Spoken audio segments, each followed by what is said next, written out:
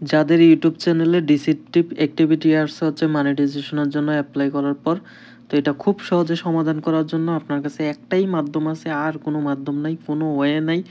যত ওয়ে আছে সবগুলাতেই ট্রাই করছি, কোনোটাইতে ফায়দা হয় না। তো ওয়েটা হচ্ছে একটা, যে আপনার হচ্ছে যে ভিডিওগুলো আসলেই ডিসিপটিভ অ্যাক্টিভিটিতে আছে ওই ভিডিওগুলো আপনার ডিলিট করতেই হবে। অর্থাৎ আপনি যদি ওয়াচ টাইম বাই করে থাকেন, হ্যাঁ, তো তাইলে হচ্ছে সেই ভিডিওটা কেটে দিতে হবে। এবার আপনার ওয়াচ টাইম থাকুক আর না থাকুক, আপনি নতুন করে জেনুইনভাবে হচ্ছে ওয়াচ টাইম করে তারপর হচ্ছে মানে অ্যাপ্লাই করতে হবে। যেই কোনো পন্থায় যদি আপনি ওয়াচ টাইম গেইন করে থাকেন বা সাবস্ক্রাইবার গেইন করে থাকেন, আর যেটার জন্য এই ডিসিপটিভ অ্যাক্টিভিটি দিয়ে থাকে, তো সেটা আপনি ডিলিট করে দিতে হবে। অর্গানিক ওয়েতে হচ্ছে একবার ওয়াচ টাইম গেইন করে তারপর হচ্ছে অ্যাপ্লাই করবেন, তাহলে হচ্ছে মনিটাইজেশন ওকে হয়ে যাব।